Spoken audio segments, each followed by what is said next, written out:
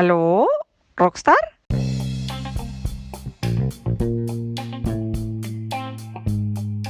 Entonces, ¿cómo están?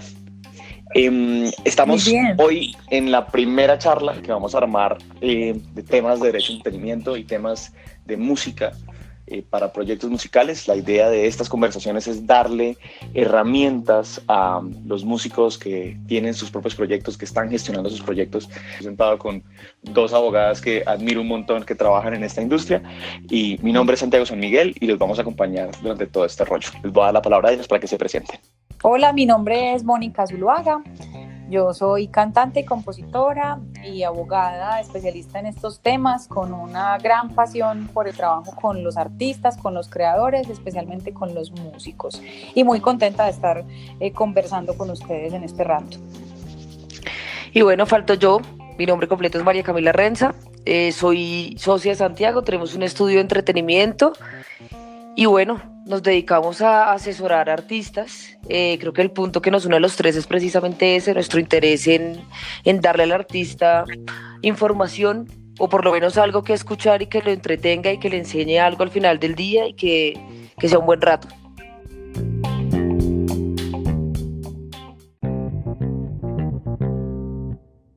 ¿Quiénes reciben las regalías en la música? Y ese es un tema que sabemos que es suficientemente ancho, que tiene un montón de preguntas, pero con la experiencia de los tres, digamos que hemos recibido un montón de inquietudes y que la idea de esta conversación es como ir hilando los puntos más importantes. Entonces, no sé, Mónica, si nos cuentas como cuáles son los lugares importantes cuando hablamos de regalías. Listo, entonces, importante creo yo entender que en la música cuando hablamos de regalías debemos partir de que estamos hablando de varios tipos de derechos. Esto es como la base, porque pensamos en regalías como un concepto genérico, pero las regalías están asociadas a un derecho en específico, primero, y dos, a un uso específico. Entonces, vale la pena como entender que dentro de la música tenemos unos derechos de los autores, que justamente por el uso de sus derechos de autor hay unas regalías, y cuando hablamos de derechos de autores estamos incluyendo a los autores y compositores de obras musicales. Esto significa, aunque genera mucha discusión y aguanta que sea un tema para que hablemos después, los que trabajan en la creación intelectual y creativa de la letra y de la melodía de la obra musical, cuando se trata de una obra con letra, ¿cierto? Así que allí hay unos derechos de autor. No, pues yo estoy de acuerdo contigo. Yo siento que ese tema es súper importante y siento que es una duda constante con los artistas. Y es en qué momento alguien es compositor, en qué momento alguien es autor, en qué momento ocurre eso, porque realmente es un momento, pues, etéreo y que dependerá de cada situación. Claro. Lo cierto es que crear una obra es lo que le proporciona a esa persona o a ese colectivo de personas derechos sobre esa melodía y esa composición, es decir, sobre la letra y el ritmo que se acaban de inventar y los acordes. Uh-huh. A mí esto me gusta verlo, yo cuando esta charla digo Uh-huh. como un sándwich. Es que la música normalmente cuando la oímos o el usuario de la música pues simplemente pues pone play y está obteniendo un algo, ¿no? Los abogados como lo vemos y los artistas a lo que los invitamos para que lo vean es como un sándwich, entendiendo que cuando uno da play están pasando muchas cosas al tiempo. Y es uno en lo que mencionan ustedes dos, que es el tema de la composición, que es una canción que puede existir estando grabada o sin estar grabada. Sí, o puede existir en múltiples versiones, en la versión en vivo, en la versión en la que la hace uno en bachata y el otro la hace en reggaetón. Pero hay otras cosas adicionales, decimos, esa obra cuando se fija, decimos nosotros, es como cuando la obra está grabada. Entonces hay alguien que la está cantando, alguien que la está interpretando y alguien que la grabó. Y aquí ya empezamos con las palabras técnicas, ¿no? Y ahí ya hay dos elementos más. Fijación es la primera palabra técnica que es clave que el músico debería entender. Fijar es tan literal como suena. Poner sobre un sustrato material. Fijar. Usted lo fija y por eso no se mueve. No hay más que decir. Pero estoy de acuerdo con Santi. Digamos que el tema del sándwich y el tema de que son una serie como de capas que ocurren a la vez, pero que es difícil entender que cuando suena una canción están pasando tantas cosas, creo que los confunde. Claro, y un poco entender también que no solo del lado de las regalías, sino de cuándo y a quién debo pedir permiso para usar una obra o una obra y un fonograma, porque también ahí se genera bastante Correcto. la inquietud. Bueno, quiero hacer un cover, entonces ¿a quién acudo? Al autor sí o no, al del fonograma sí o no, y por qué, ¿cierto? Y finalmente esto de fijar en términos de poner en soporte material, también entenderlo en que ahora como nuestro soporte es digital, entonces es grabar, o sea, finalmente un fonograma es cuando grabamos la canción, cuando hacemos una versión grabada de la canción. De acuerdo. Y creo que cuando pones el ejemplo del cover es el lugar que nos deja ver como las múltiples capas de esto, ¿no? Y es que cuando yo digo el sándwich, es que cada elemento de ese sándwich puede tener un dueño distinto. Y ese dueño es el que es el que tiene que preocuparse por administrar su elemento, pues, y saber a quién tiene que pedirle la plata, cuándo se generan cosas por lo que él hace, ¿no? Entonces, cuando decimos de un cover, digo que es un gran ejemplo, es porque es de frente, estamos diciendo que es una canción de alguien más, que sabemos que no la escribimos nosotros y que esa canción tiene un dueño y que cuando esa canción suene o se utilice, alguien le pagará a ese dueño, ¿sí? Pero nosotros, ¿qué nos queda? Decimos, si yo pedí, digamos, hice los procesos claros para poder para poder hacer un cover legalmente, que eventualmente también deberíamos poder hablarlo acá, para hacer un cover legalmente, pues yo quedo dueño de la grabación. Sí, y yo además soy el intérprete, ¿no? Entonces tengo como 2 de esos 3 elementos importantes. Que están todo el tiempo existiendo de manera continua mientras está la obra, por decirlo de esa manera, viva.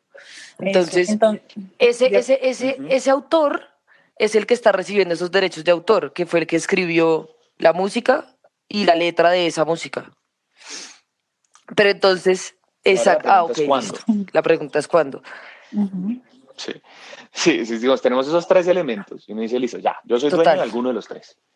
La pregunta es, ¿cuándo genera regalías? Y eso no era regalías solo. El otro día tuvimos un cliente que nos dijo, no, y cuando yo tenga todo eso registrado, me van a entrar millones de pesos al mes. Qué lindo. Y no es como, no, o sea, es como cuando se use, o sea, es como si alguien la oye, ¿no? O sea, si alguna emisora la pone, ¿no? Es que uno pensaría que en general cualquier uso debería dar lugar al cobro de regalías o debería haber entidades por cada uso que se haga.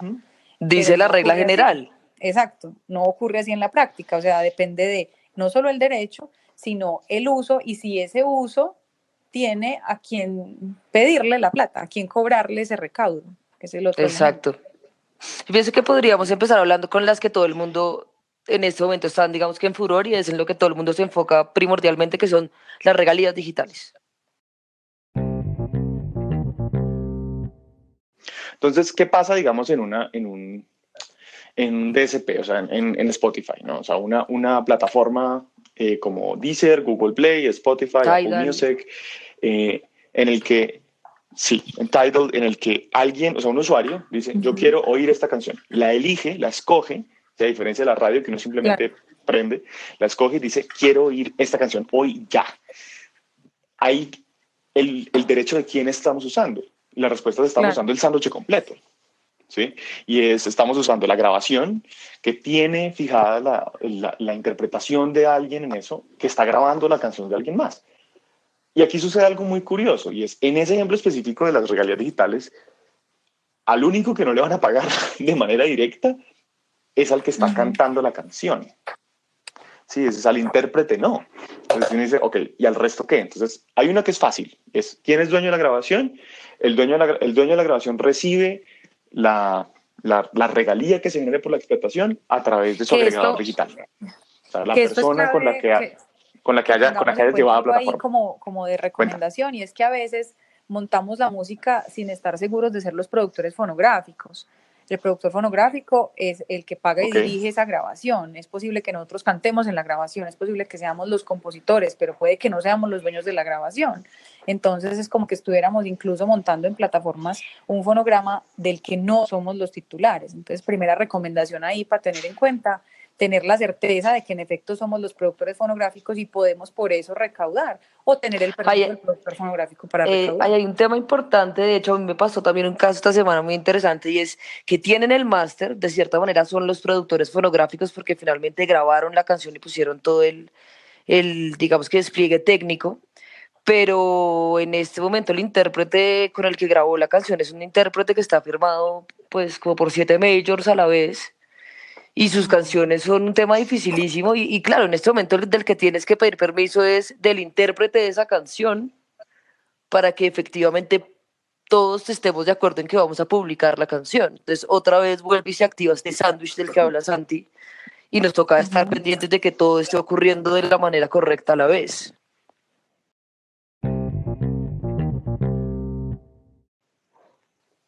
¿Cuál es el ejemplo súper concreto? Y diciendo, uno, ¿quién es el dueño de la grabación?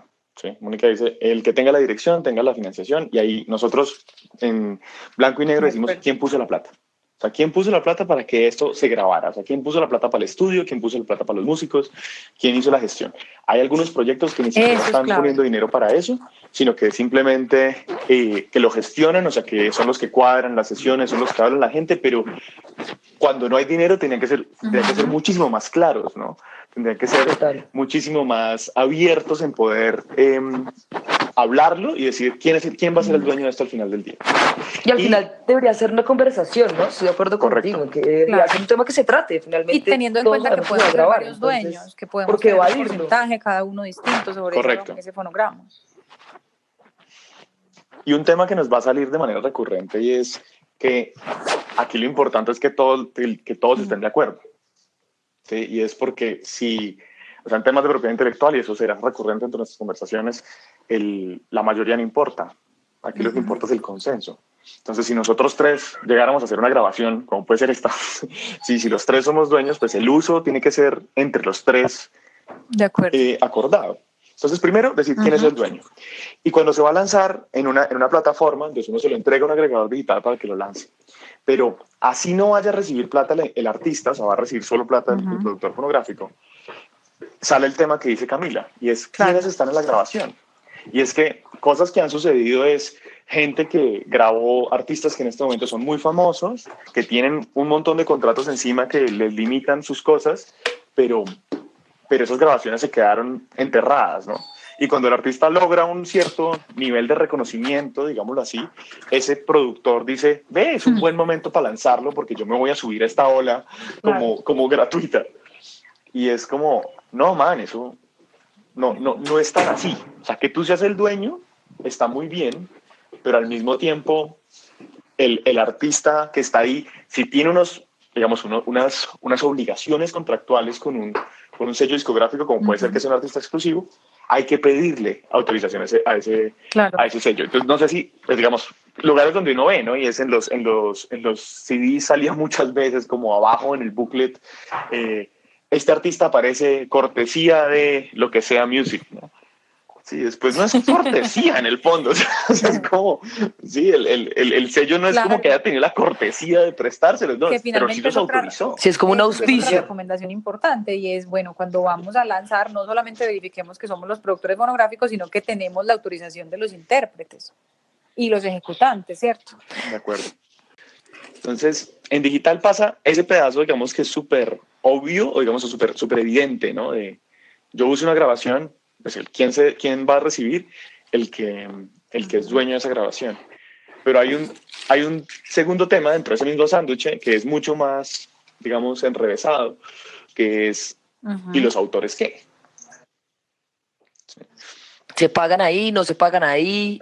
Esa es una duda recurrente también dentro de las personas que digamos que en este momento trabajan con nosotros y es, bueno, pero si le entra todo al productor, que es quien sube el máster y es el que digamos que está en cabeza de eso, yo que solo la escribí, o que la escribí pero también la interpreto, ¿cómo voy ahí? Entonces, en el caso del que interpreta, le estamos diciendo que no hay nada. O sea, como que esa persona no va a recibir por eso directamente, tendrá que tener un acuerdo con el dueño de la grabación.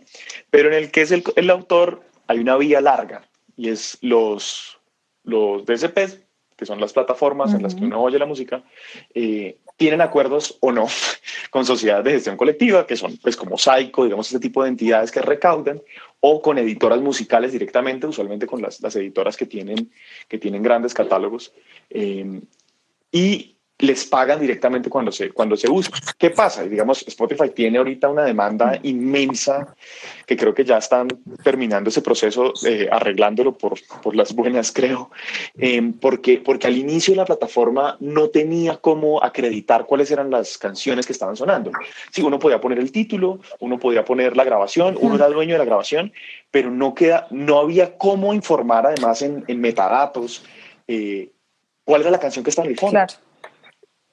Sí, y si eso no se podía decir, pues ¿Cómo le pago? un compositor o una compositora prolífica, digamos, que tuviera muchas canciones, ¿cómo podía acreditar que había 1000 versiones de sus canciones y que esa persona podría recibir por todas, ¿no? Entonces, eventualmente la plataforma cambió y lo permite, y en ese momento hasta se piden como los números de identificación del autor en sociedad de gestión colectiva y esas cosas para que la repartición sea más sencilla. Pero Y como más clara y un Pero sí poquito fue más un evidente. tema que les quedó claro. Y en este momento, sobre todo, también lo que están discutiendo es, bueno, ¿cómo va el porcentaje? Porque claramente el dueño de la grabación va a tener un porcentaje superior, dice la teoría, y el autor un porcentaje inferior.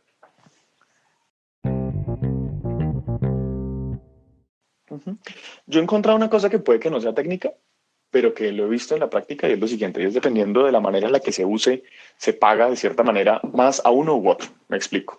Y es que normalmente las regalías en la música pasan por dos cosas. Una cosa que llamamos que es comunicación pública, que es como la radio, ¿no? O sea, como que se muestra la canción, o en vivo, se muestra la canción a muchas personas. O la reproducción, que son las copias.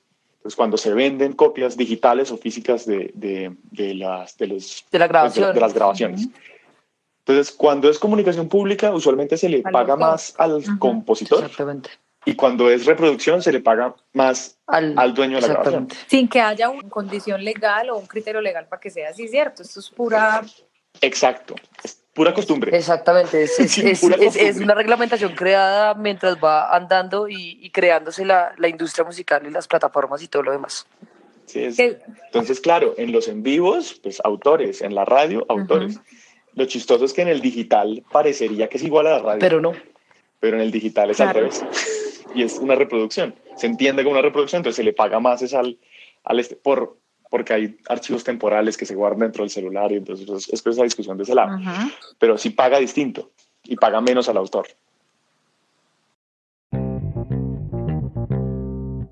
Bueno, entonces ya que estamos hablando de comunicación pública, pues hablemos de radio. Digamos que mientras el autor tenga su sociedad de gestión, va a recibir estas regalías. Digamos. Es un paso importante el que deben tener claro, y es, hombre, si usted quiere que le paguen esas regalías, usted debe estar asociado en una sociedad de gestión, que es la que se encarga de ir a recaudar a, por ejemplo, en este caso, Spotify, o ya en el próximo caso que vamos a hablar, que es radio, pues el porcentaje por el uso de su canción, un pago y una retribución por ese uso.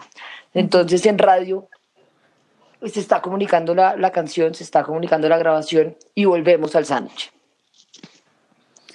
Claro, y acá otro tema clave ahí es definitivamente entender que es importante estar en alguna entidad de gestión, porque eso hace parte de administrar los derechos, pues no simplemente como saber qué está sonando y entonces ir a cobrar, sino pues estar. Y entonces viene acá la inquietud para estas recaudos, por ejemplo, en radio, por comunicación pública. Entonces mejor si estoy en Colombia en Saico, o mejor estoy en ASCAP, que dicen que es más chévere, pues ese tipo de dudas llegan todo el tiempo. Ves que unos amigos que hacen música urbana me dicen que mejor esté en ASCAP, entonces ¿cuál es la recomendación? Entonces también es importante entender que hay criterios que tienen que ver con dónde más se usa la obra, cuál es la proyección, por ejemplo, para comunicación pública del proyecto, y eso puede ayudar a determinar... ¿Dónde se pagan los impuestos? Ese tipo de cosas pueden ayudar a determinar dónde debería estar el autor, particularmente afiliado para el tema de recaudo de regalías por composición.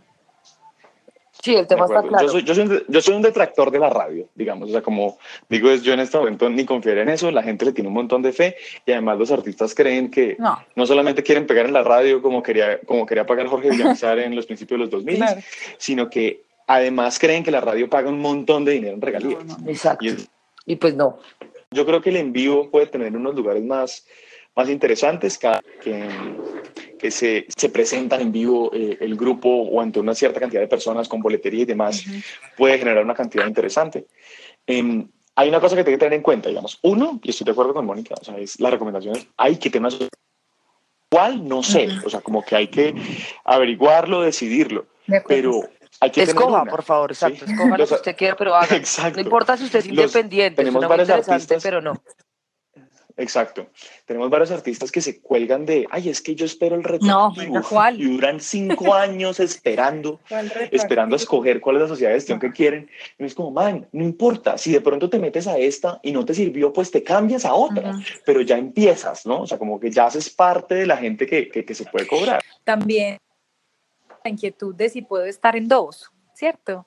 Vení, es que se supone que legalmente no, y hay una prohibición expresa de que la sociedad de gestión colectiva no puede recibir a alguien que esté en otra sociedad de gestión colectiva administrando el mismo derecho. Pero ve uno casos de titulares de derecho que están, por ejemplo, para Colombia, SAICO, y para el resto del mundo, ASCAP. Entonces, ¿cómo se puede hacer eso? Que es la típica pregunta. O sea, es importante sobre todo como entender que acá, aunque la norma diga cosas, la práctica, nuevamente lo vemos, puede denotar nuevas condiciones, puede cambiar costumbres, y eso es lo que hay que estar todo el tiempo vigilando para ver cómo se actualiza uno. Entonces yo creo que vayamos cerrando la de hoy. Y es... sí, pero es porque este tema además nos va a dar para, yo creo que hablar por lo menos unas 3 conversas más. De acuerdo. Pero diciendo como, uno, lo importante de saber de las regalías no es cuánta plata va a entrar, sino quién es el que puede cobrar, ¿no? Entonces, quién es el dueño de alguno de los pedazos de ese sándwich. Y yo estoy pensando en regalías es porque soy el dueño de una grabación, yo estoy pensando en regalías porque soy el intérprete, la persona, es el artista o uno de los compositores o compositoras de esa música. Pues cuando ya sé en qué espacio estoy parado, digo, listo, si es acá, yo puedo cobrar de esta manera. Por regla general, lo que decimos nosotros es el siguiente paso y es ante quién tengo que ir, y es ante una sociedad de gestión colectiva, ¿cierto? Y ahí habrá unas que le sirvan a los que son autores, otras que le sirven a otros que son los artistas y a otros que le sirven los que son los dueños de las grabaciones. Entonces es como entender esas dos cosas. Soy dueño de una cosa y quién me va a ayudar como a ese recaudo. Y unos siguientes que pueden ser los agregadores digitales en el caso de las grabaciones, y ahí habrá otras sociedades de recolección que podremos ir charlando más adelante, que son un poquito más complejas, como sería Sound Exchange y esas cosas. Perfecto. Sí, exacto. Yo creo que con que les quede en la cabeza que las sociedades de gestión son necesarias y son un agente en el que finalmente toca, creería yo, confiar de cierta manera y tener una buena relación, porque es como cualquier otra empresa con la que ustedes se relacionan como músicos, pues es necesario, ¿saben? Es necesario, y de ahí va a salir dinero y de ahí van a salir retribuciones a lo que hacen, pero es necesario informarse y hacer parte de esa industria.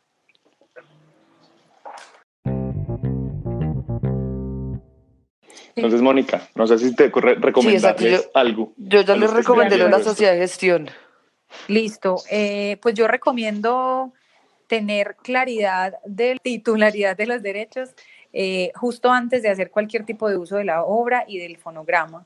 Justo lo que hablábamos ahorita de tener claro quiénes somos los dueños del fonograma, quiénes fueron intérpretes y ejecutantes y nos autorizan la publicación del fonograma donde está su interpretación y ejecución, y quiénes son los autores. Entendiendo que en categoría de fonograma y de autor puede haber repartición de porcentaje para el recaudo. Entonces es importante que todo eso esté por escrito y que lo tengamos claro antes de hacer un uso de la obra.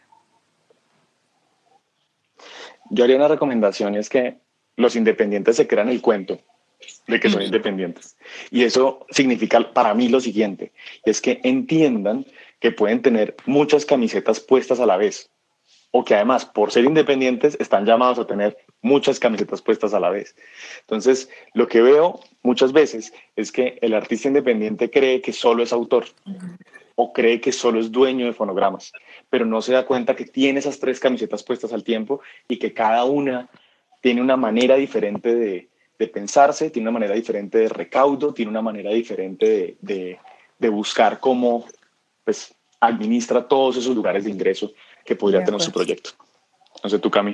A ver, ¿yo qué más les recomiendo? Yo les recomiendo que hablen siempre al momento de crear una obra. O sea, a mí me parece que tener este tipo de conversaciones son importantes entre los músicos y entre los diferentes gestores de proyectos musicales. Y es una conversación a la que no le deberían tener miedo. Si quieren dividir por cabezas las obras de los derechos de autor, están perfectos. O sea, no hay ningún problema, esa es la regla general. Pero al momento de hablar de la grabación y de quienes han aportado, sean honestos y procuren ser equitativos. Procuren dejar las cosas claras y pues nada. Ese creo que ya con ese contenido inicial de estos 3 pointers tienen al menos los puntos básicos para tener un buen lanzamiento y para no cometer errores innecesarios que podríamos haber prevenido, sencillamente conociendo un poquito más la industria.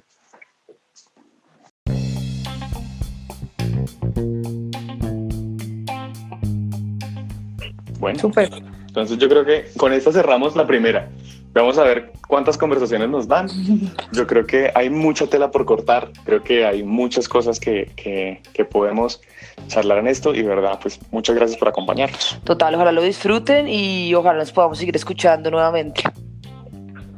Eso. Gracias a ustedes también por compartir el espacio. Va. Santi, Cami. Un abrazo, chicos.